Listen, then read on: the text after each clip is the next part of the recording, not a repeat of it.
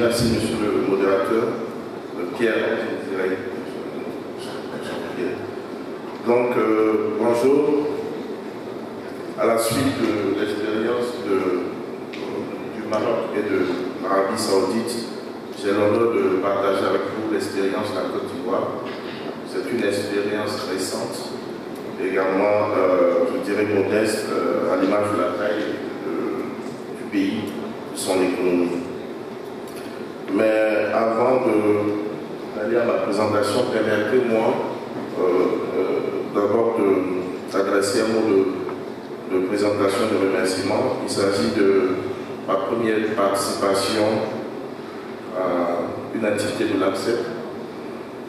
Comme le modérateur l'a indiqué, j'ai eu en charge l'intérim de l'Agence Emploi Jeunes depuis le 25 juin 2015. L'Agence Emploi Jeunes, pour le rappeler, est une nouvelle structure qui a été mise en place par le gouvernement ivoirien à partir de l'intégration de plusieurs dispositifs d'insertion au nombre de 9 qui intervenaient initialement. Donc, j'étais initialement directeur général de l'emploi et j'ai assuré l'intérim depuis le 25 juin. Il y a eu un processus d'appel à candidature pour le poste d'administrateur et depuis le 9 mars, j'ai été confirmé à ce poste. Et c'est ma première participation. J'aimerais remercier donc l'APSEP. Merci.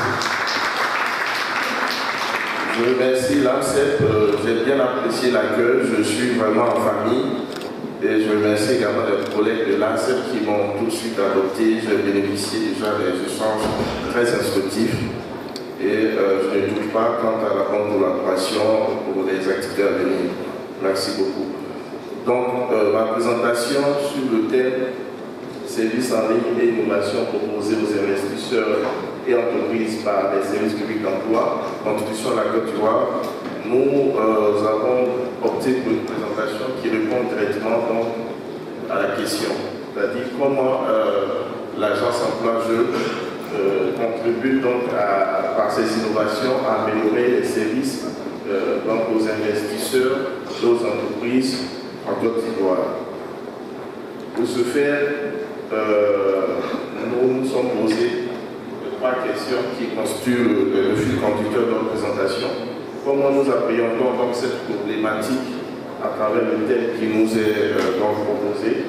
Qu'est-ce que nous faisons présentement en Côte d'Ivoire et qu'est-ce que nous envisageons faire dans un tel problème? En termes de problématique, la Côte d'Ivoire, qui est sortie de crise depuis 2011, a fourni beaucoup d'efforts pour améliorer l'environnement des affaires. Du coup, il y a une forte attractivité et le gouvernement prend un certain nombre de mesures pour que les investisseurs puissent participer et contribuer donc au développement du pays. Pour nous, il s'agit, à travers tous ces atouts-là, de pouvoir, nous, en tant que service public d'emploi, de relever un certain nombre de défis qui constituent pour nous d'abord à assister les investisseurs dans le cas de la prospection, de la prospection d'abord à l'opérationnalisation de l'initiative, répondre aux besoins de recrutement de ces investisseurs et qui nous impose donc à nous de mettre à leur disposition un certain nombre de technologies innovantes qui est conjoncturelle. Qu'est-ce que nous faisons donc dans ce sens?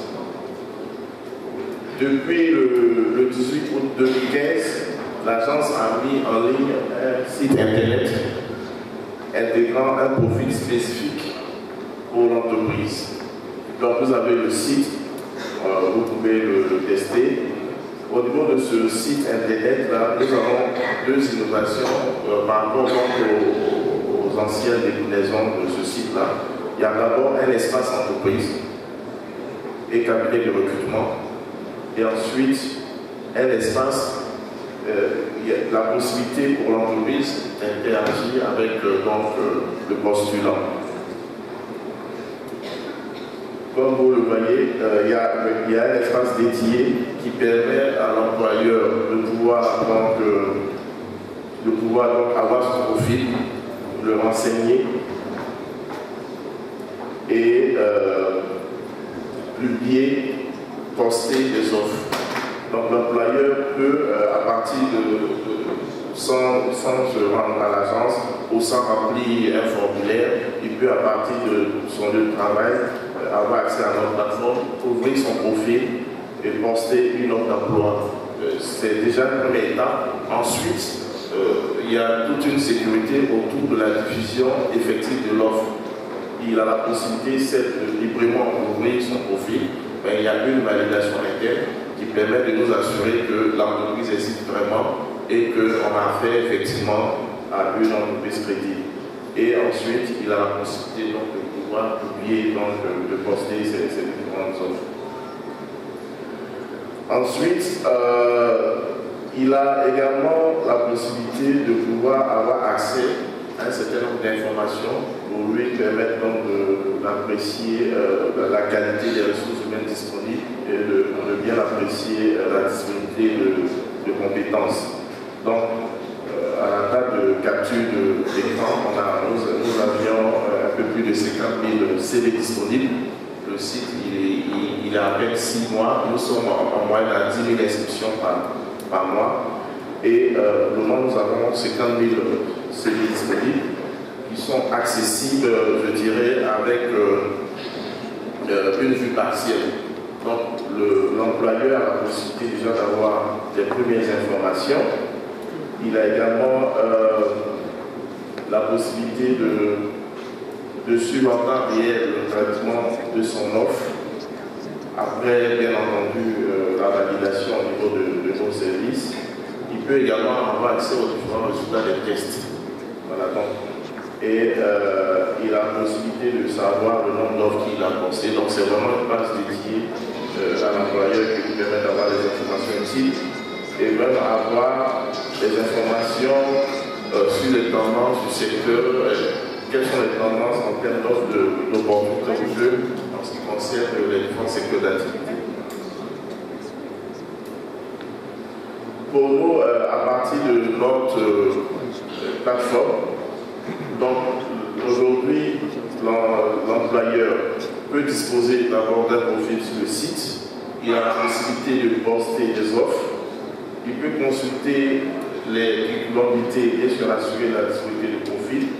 Il peut également avoir accès aux informations légales sur la réglementation des différentes communautés officielles et la liste également des cabinets à créer. Parce que à côté de l'agence emploi jeune qui joue le rôle de régulation, nous avons des cabinets de recrutement privés qui interviennent également dans le cadre de recrutement. Il peut s'informer sur l'état de traitement de l'offre, je l'ai dit. Et nous avons également un numéro court qui permet à l'entreprise d'avoir des informations utiles sur les différents services offerts par l'agence, donc qui permet d'avoir accès à un conseiller pour les informations utiles. Également, nous utilisons les réseaux sociaux, nous sommes présents sur les réseaux sociaux. Nous avons, en termes d'exemple, une expérience avec l'entreprise Carrefour Retail, qui est une entreprise spécialisée dans la distribution, dans la construction d'hypermarchés et la construction et l'exploitation d'hypermarchés. Il y a déjà un premier centre commercial qui a été ouvert donc à Abidjan. Il est prévu l'ouverture de plusieurs centres et la collaboration des centres déjà avec Carrefour a permis le recrutement de 500 jeunes, d'abord à un premier niveau. Et dans le cadre de la plateforme, nous avons expérimenté les services en ligne pour d'abord réduire le temps de recrutement et surtout optimiser donc, nos capacités dans le cadre d'une convention. Donc aujourd'hui, nous travaillons sur le recrutement des 500 prochains jeunes qui vont travailler dans le prochain hypermarché qui va ouvrir en début d'année 2017. Nous avons déjà entamé le processus et l'entreprise a ouvert son profil. Et comme il s'agit d'un partenariat, je dirais, particulier, nous avons autorisé donc l'entreprise à avoir accès à un certain nombre de commodités qui lui ont permis de constituer déjà une première page de données de compétences disponibles sur laquelle nous travaillons aujourd'hui à identifier les formations en termes de renforcement de capacité pour que ces jeunes-là soient opérationnels dès l'ouverture du prochain marché. Donc, qu'est-ce que nous envisageons de faire dans un court terme? D'abord, c'est de renforcer la gestion en ligne de nos services, surtout en mettant l'accent sur la sécurisation de l'outil et protéger notre outil de la cybercriminalité. Il s'agit pour nous d'un risque important, surtout dans notre région. Il y a véritablement beaucoup d'arnaques sur les offres pour les jeunes. Donc il y a lieu pour nous de sécuriser notre outil, de le rendre fiable, pour ne pas pour protéger non seulement les clients jeunes et également les clients entreprises. Et faire connaître davantage l'outil. Nous n'avons pour le moment qu'une centaine de profils d'entreprises. Pour nous, ce n'est pas suffisant.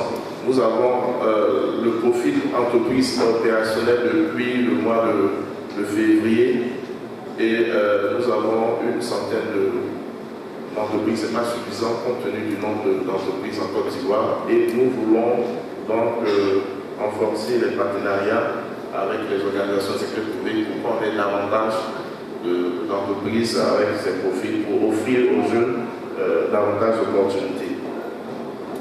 Et surtout en lien avec le thème du présent séminaire régional, nous comptons renforcer le partenariat entre l'Agence Emploi Jeunes et le Centre de promotion des investissements en interreliant donc nos différents portails, de sorte qu'à partir du portail du Centre de promotion des investissements de Côte d'Ivoire, l'investisseur potentiel puisse avoir déjà accès à les premières informations et puisse avoir accès à des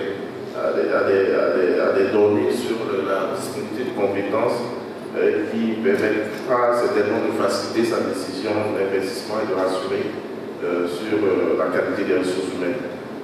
Le numéro court que je présentais tout à l'heure, c'est le même numéro court tant pour les entreprises que pour les jeunes.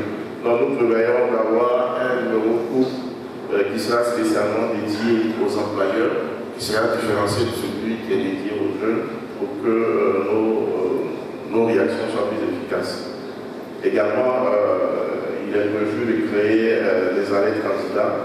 Donc, vous comprenez qu'aujourd'hui, notre plateforme est en amélioration et en construction et en amélioration. Nous avons le profil qui est disponible, mais nous travaillons donc à l'améliorer et à le rendre convivial et flexible dans son fonctionnement.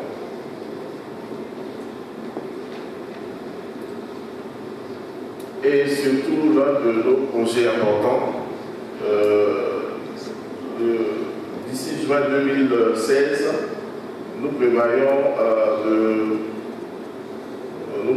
d'élaborer ce qu'on va appeler une sorte de base de données, répertoire des compétences jeunes. C'est une sorte de banque de CV. Et aujourd'hui, au niveau de notre site internet, chaque fois que le jeune s'inscrit, il y a une notification qui lui demande une autorisation expresse, s'il le veut, bien sûr, de pouvoir participer au programme. Voilà, donc on ne va pas transmettre les informations du jeune sans son autorisation. Donc le jeune autorise donc l'agence à utiliser les données dans le cadre du projet que j'indique. Et ce système-là pour nous permettra également de tracer les relations entre le jeune et l'entreprise. Parce que c'est vrai, les jeunes sont mis en relation avec l'entreprise. Qu'est-ce qui est fait après du traitement?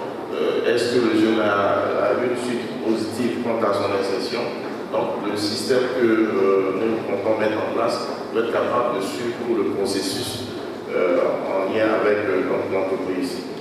Pour nous, c'est un outil très utile, surtout pour les entreprises, surtout que ça sera une solution pour eux, en fait, une solution aux besoins en ressources humaines.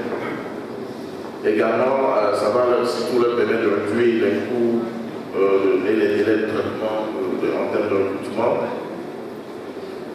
ça va surtout leur permettre de disposer en temps réel d'informations sur les compétences des jeunes. Et ça sera évidemment pour nous un instrument d'orientation pour une carrière. Donc, pour nous, notre défi, c'est surtout de pouvoir de plus en plus dématérialiser toutes nos différentes productions et les services que nous allons donc les services qui seront donc offerts aux entreprises, pouvoir donc avoir cette possibilité de les offrir en ligne et surtout contribuer à faciliter la décision d'investissement final de l'investisseur. Parce que pour nous, c'est vraiment important. Il faudrait que l'investisseur qui vient s'installer en Côte d'Ivoire puisse déjà, avant même de finaliser son dossier d'investissement, il puisse être assuré quant à la possibilité de pouvoir avoir les compétences et même étant dans son pays d'origine. Et la question, comme je l'indiquais, de sécurité est primordiale. Elle est très primordiale. Il s'agit pour nous de l'intégrer obligatoirement à notre démarche de modernisation. Donc nous allons certes développer des outils en nous inspirant des expériences de nos collègues des autres pays, mais surtout l'aspect sécurité, de sorte à sécuriser les informations que nous mettons à la disposition des entreprises et surtout à sécuriser notre système pour le rendre plus fiable. Donc, comme je l'indiquais, nous avons apporté une réponse précise à la problématique et c'est mon dernier mot. Je vous remercie.